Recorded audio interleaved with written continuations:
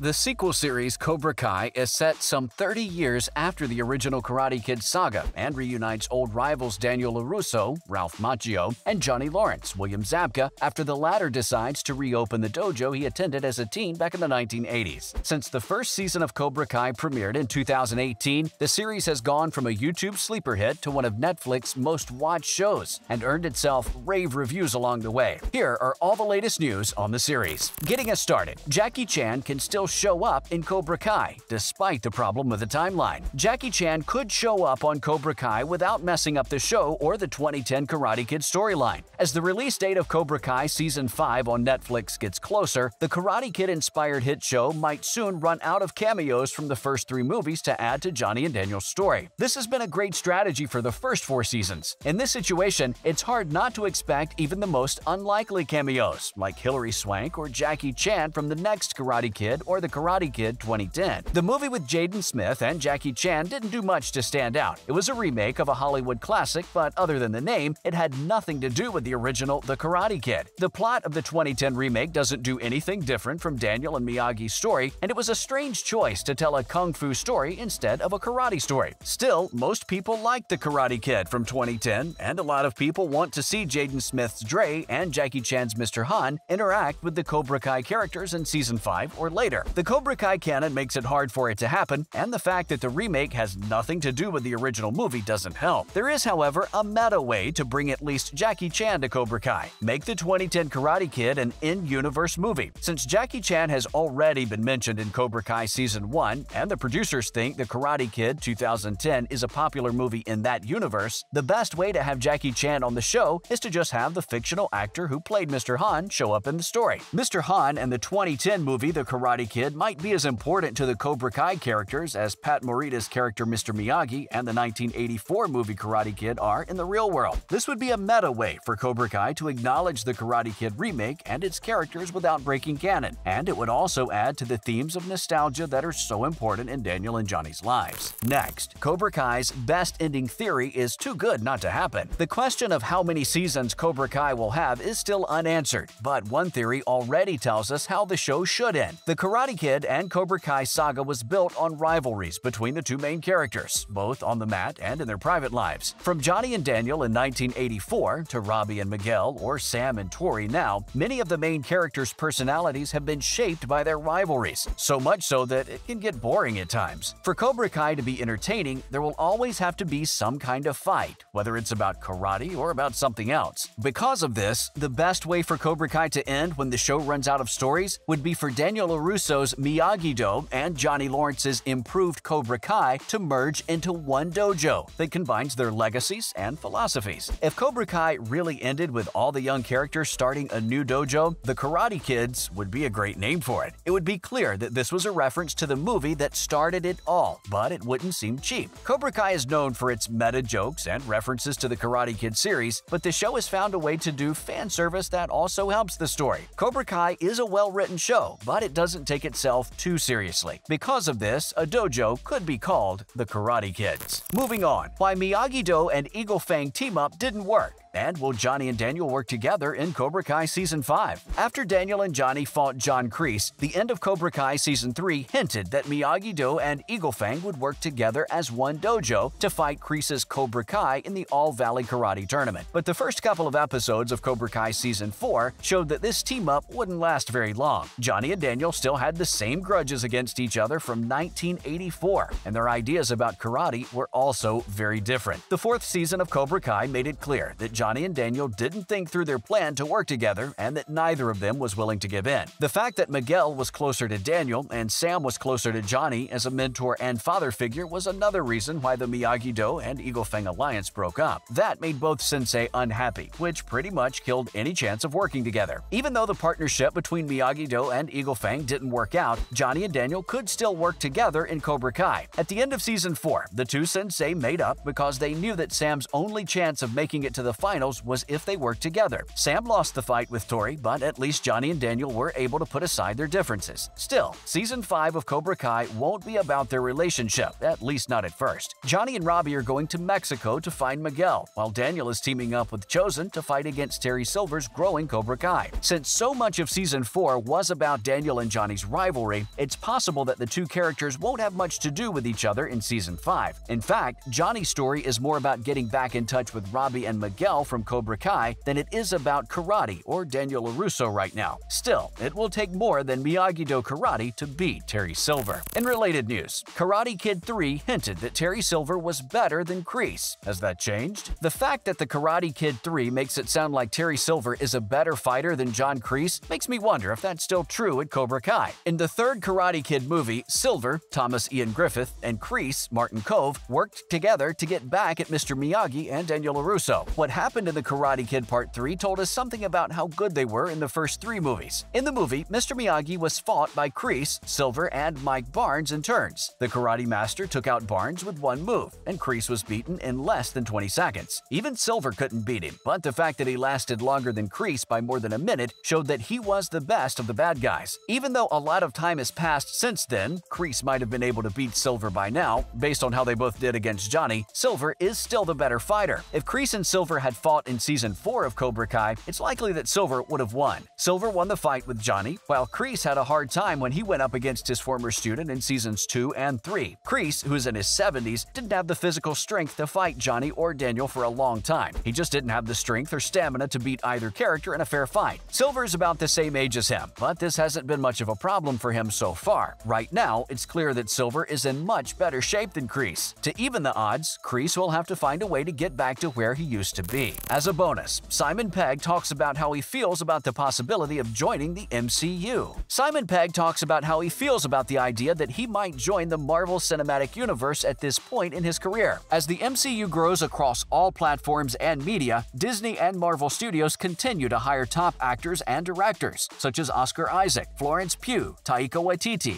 Chloe Zhao, and others. Given that the Marvel Universe has a perfect score on Rotten Tomatoes and makes more money than any other franchise, everyone in Hollywood would at least think about playing a Marvel superhero. Ryan Gosling recently said which Marvel character he'd like to play, but Pegg, who has been in a lot of franchises, seems ready to join the MCU. But in a recent interview with Newsweek, Pegg talked about why he's not in a hurry to join the MCU. The 52-year-old actor has been in a few franchises, but he wants to do more drama and smaller projects going forward. Even though Disney and Marvel Studios has made more money than all of Pegg's movies put together, they have still made billions of dollars. At this point in his career, he doesn't always have to make decisions about money. Instead, he can focus on what makes him creatively happy and keep a good balance between work and life. Unfortunately, that's all the time we had for today. Make sure to follow for more great content.